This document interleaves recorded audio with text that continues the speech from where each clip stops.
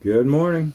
We are so glad you could join us for Coffee and Jesus here at Abundant Life Homestead as we make another step in our journey through Connections Bible Study. The Connections Bible Study is based on the Revised Common Lectionary, which is studied by millions of Christians worldwide. And today's passage is from the Old Testament.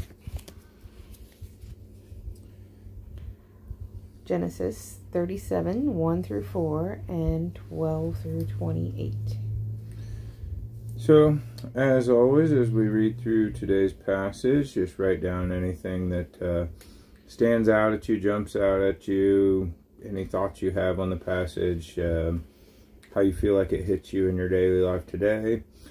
And if you would like, please share those thoughts with us in the comments. We'd love to know what you got out of today's message. And as well, if you have any prayer requests you'd like for to be addressed, go ahead and put those in the comments too.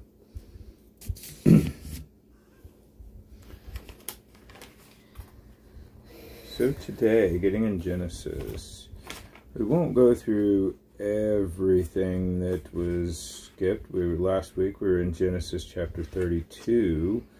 And this is where Jacob had wrestled with the angel all night, and he was on his way home and thought that Esau was going to kill him. And a lot happens between 32 and 37, but as we're not going to cover it all. As we're following the Revised Common Lectionary, we're jumping into this story. Anything you want to... Because I don't want to give away the story before you start reading it. Anything you want to add?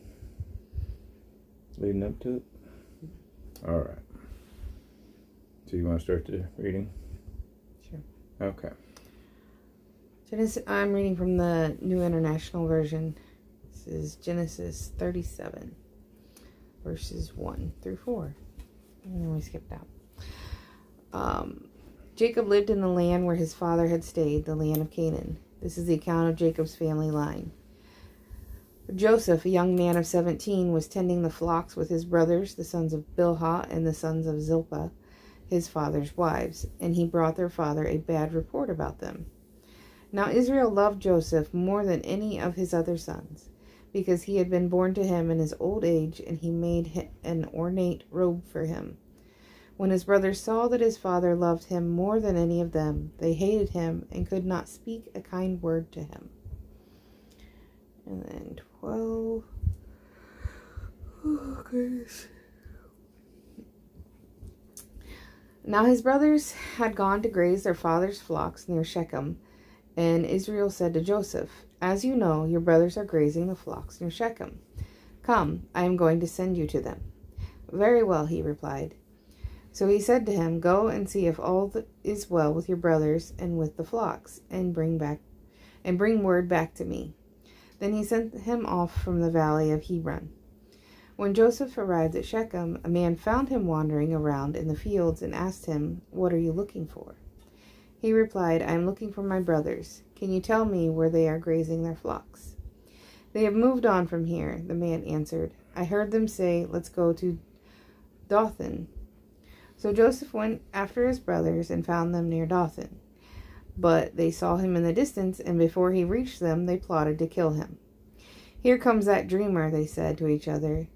"Come now, let's kill him and throw him into one of the cisterns and say that a ferocious animal devoured him. Then we'll see what comes of his dreams."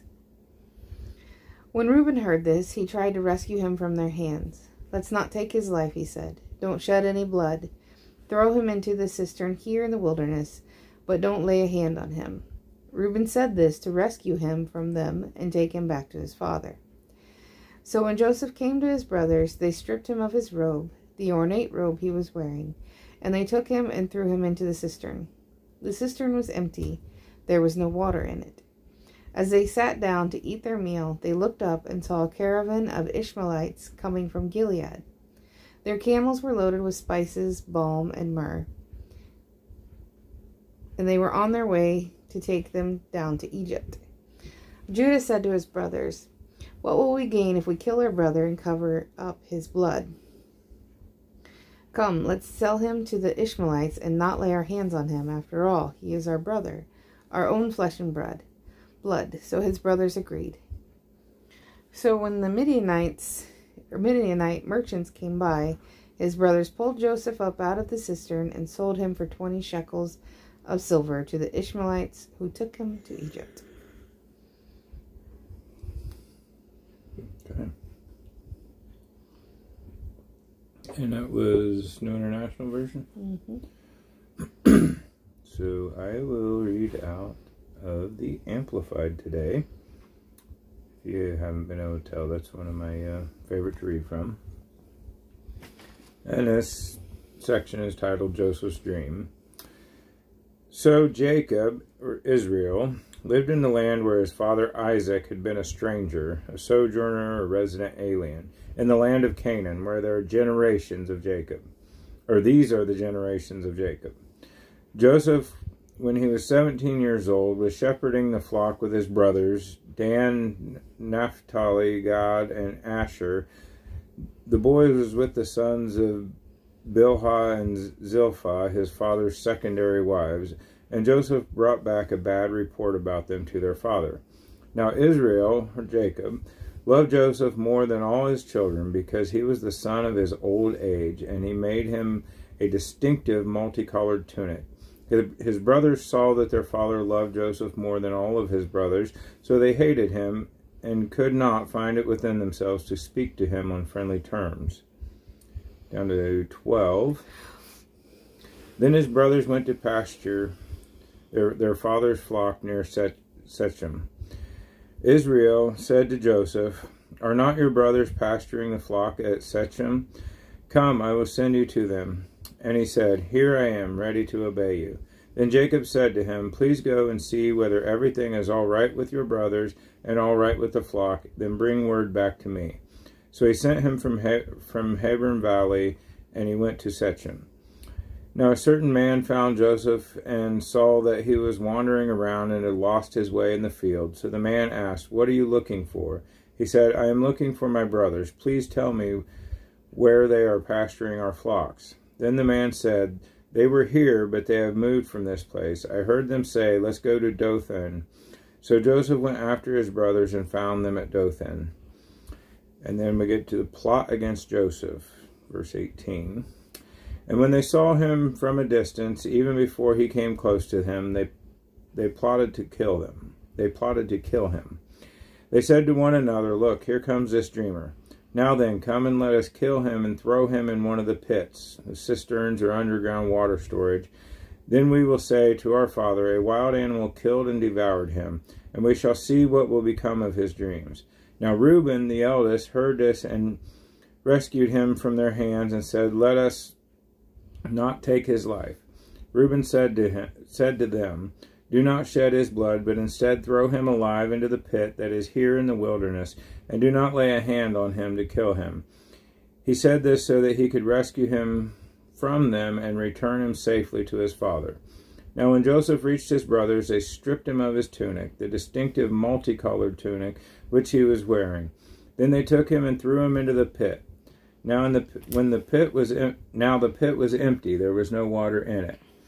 Then they sat down to eat their meal. When they looked up, they saw a caravan of Ishmaelites coming from Gilead, east of the Jordan, with their camels bearing ladanum resin for perfume and balm and myrrh, going on their way to carry the cargo down to Egypt.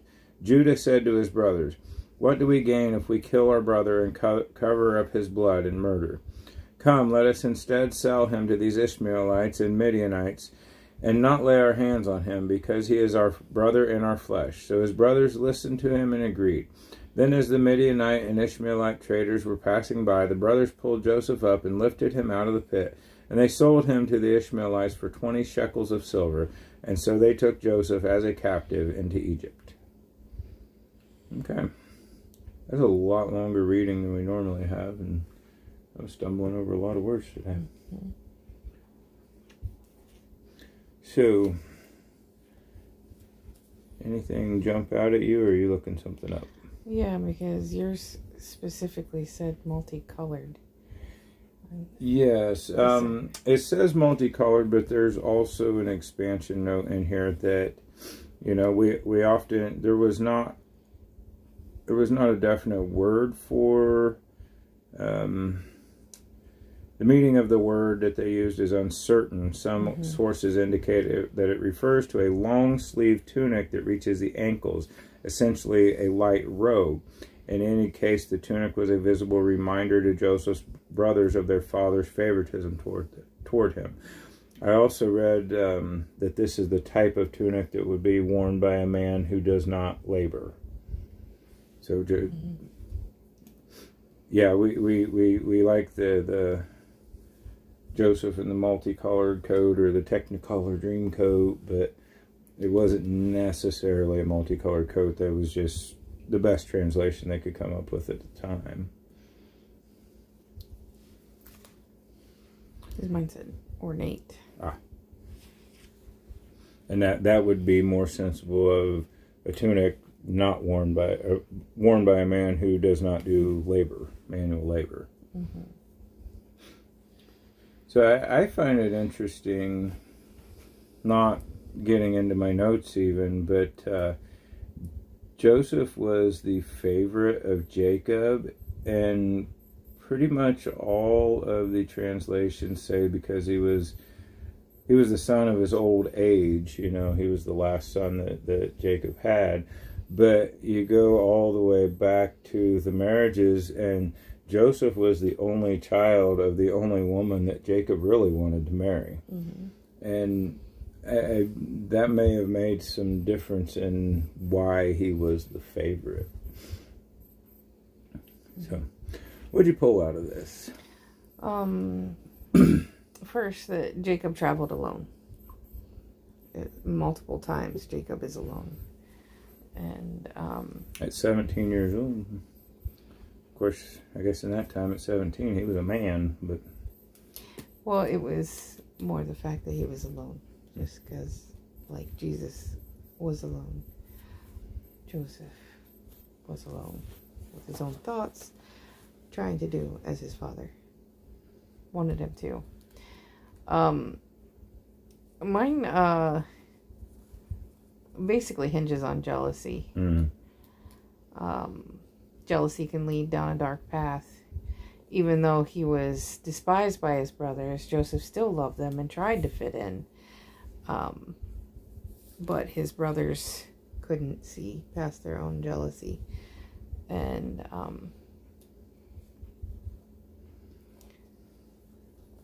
then my thought went further on than what was actually in this part of the reading, because Joseph is my favorite story. Yeah, this was very difficult to stay within the reading, and I went out of the reading just a little bit, but yeah, because Joseph is like the story of ultimate faith or unwavering faith. It never, but not. We're continuing with Joseph next week, so you but don't we're want... getting. Yeah, I already looked to see where we were going to know what we were skipping. And we're like skipping the whole I know, we're skipping a lot of it. But the story of Joseph is the story of, you know, ultimate unwavering faith. But the scripture we've been given to study today, it's not really reflected in that. So I had to read and read and read. But I got... But there's more than just faith. Yes. The story of Joseph. And I think that's why they block it out, so that we don't... We're forcing us to look beyond Joseph's faith. And that's good. That's good. We need to. It's one of those things that helps us grasp the whole thing better when we don't have our blinders on from the story we've known all our life. But, yeah, this was a very dysfunctional family. Like I said, going back just a little in the parts that we skipped, there is constant competition between the siblings, also between the mothers. And I mean, when you got one father, 4 wives, 12 children, yeah, it's a pretty dysfunctional family. And the story of Joseph reminds us that God will work through you no matter where you come from or what sort of messed up situation you've been in. And then I had to change my notes a little bit. because I got out. I was pulling jars out of the canner, and I was just sitting there thinking, you know what? Joseph's dreams Were left were out. Peter's distraction, though. He didn't. There was no thing in there, no stipulation to tell your brothers this. Mm-hmm. But it reminded me of our kids. You know, the youngest one. He's always a competition with the other two. Mm-hmm. That's how the baby is. And if he thinks he's got an edge on him, he's going to rub it in their face. I see it differently, though. I don't think Joseph was trying to rub it in his face. I think he was trying to understand. It's possible, but I think looking at how the youngest normally is, there was probably some bragging and such in there. So, but yeah, I saw them as Peter's distraction. So so you got the dysfunctional family that really hates Joseph, and your dysfunctional family cannot defeat God's plan for you, even when your distraction can make the path more difficult for you. You know, it kind of gets in clear back to the whole the whole thing with Isaac and Esau. Yes, Isaac was the deceiver, but if he had not deceived in the way he did, God's plan still would have went through, and it might not have been as difficult for him. We get into Joseph. Yes, God's plan still would have went through, but it might not have been so difficult on Joseph if it hadn't been for the way he reacted to the dreams by forcing it on his brothers. You know what I mean? I know what you're saying. You know what I'm saying? But you don't agree. Okay. Because I see Joseph differently. And you see it with Reuben. You see the oldest and youngest there. And Reuben is old enough to see that Joseph is different. And that, for one, that his father feels differently about him. But he can see the whole picture also. And, I don't know. I don't think Joseph was intentionally trying to be mean. Mm-hmm. I think he was trying to fit in, and he thought that would help him if he had this dream about him and his brothers, even though that's not in our reading. That, see, I dreamt this thing, and you were included in it. We're all together. And it just went kind of haywire. And a funny thing with the whole Reuben, if you read the whole story, it can kind of shock you when you get to this point, because Reuben did some terrible things. Yeah, that's why I say it's kind of full circle. It's like here he's like, oh wait, no, this is I shouldn't have done this. We've gone a little too far. We need to stop, back up, take a look. So it's not terribly shocking because, like I said, Joseph is my favorite story from but you see Reuben turn around. I mean, not completely, obviously, because they still sold him to the traders, but well, and he Judah, at least didn't want him to die. Judah's the one that actually sold him, and Judah was a direct descendant, or a direct. Jesus was a direct descendant of Judah. Mm-hmm. So it's a messed up family. But it's really not uncommon. Yeah. I mean, especially for that time period. There's always going to be competition because there were the multiple wives, and you can't have multiple wives and not have a favorite. It's same, and you know, yeah. I mean, he had a favorite wife in Rachel, but same with children. You can't have. Can you have multiple children and not have a favorite? Yeah, but I don't think you a still wife babied can a be. baby though. Yeah, you babied a baby. You babied a baby. But wives, it's a different type of relationship. Yeah. Because with a wife, it's an intimate relationship, and you don't have that with children. So you can still love them all equally and differently. Mm-hmm. But he didn't want to get married in the first place. So, I mean, he wanted to marry Rebecca, but he was kind of forced into these other things. And so, I mean, if you're forced into something, it's always going to be in the back of your mind that, you know, this isn't the way it was supposed to be. You know what I'm saying? Mm-hmm. And just one other thing I find interesting is that tying everything together. The ones that bought Joseph were Ishmaelites and Midianites. Ishmaelites were the descendants of Ishmael from Abraham and Hagar, and the Midianites were the descendants of, I forgot her name, Keturah, who was Abraham's concubine.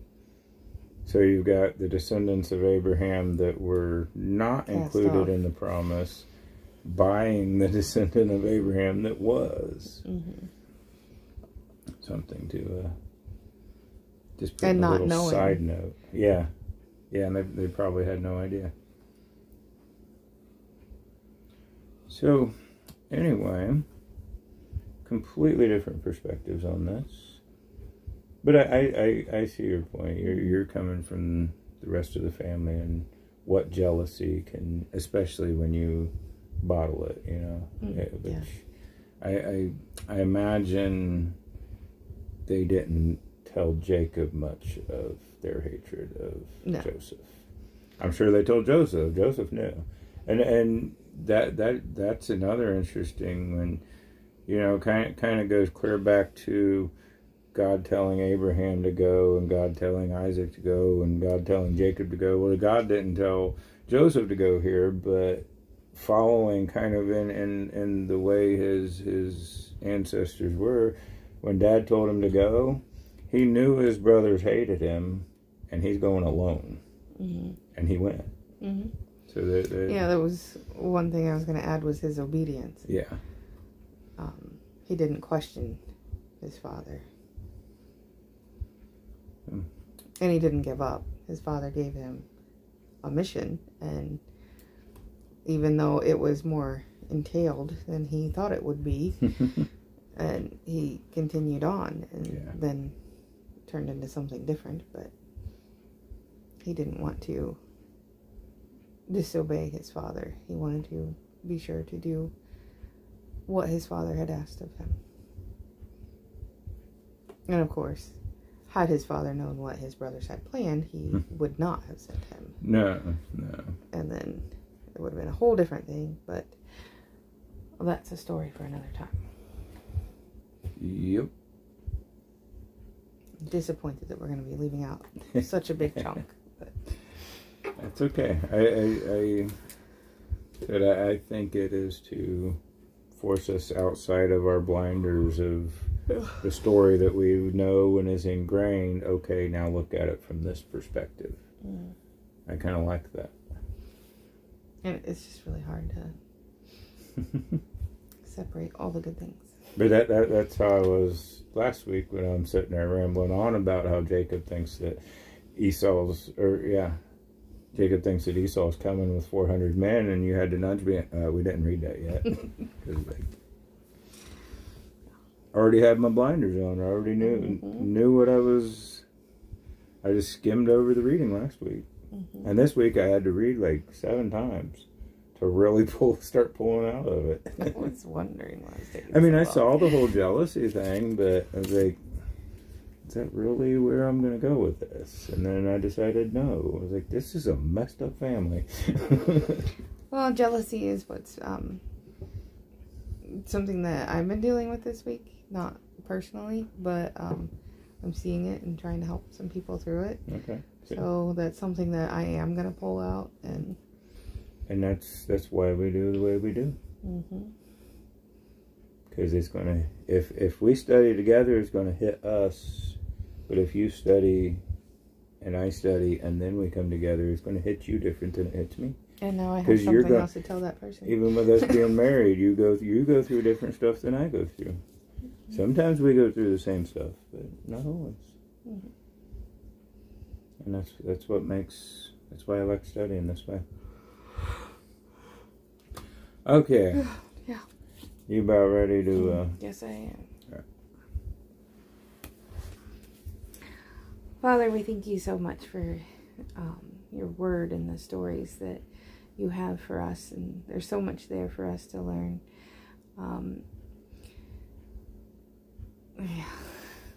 There's so much packed in this story, and it's hard to separate it all. But we know there's good, and you can make good in all situations.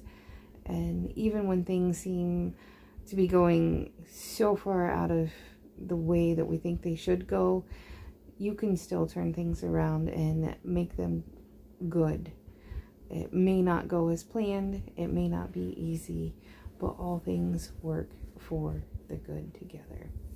We ask that you be with everyone watching, and all of us here and those around us, and be with the kiddos as they're starting a new school year, as some are still starting and some are just beginning. Just be with them and help them learn and grow, and just feel your love around them.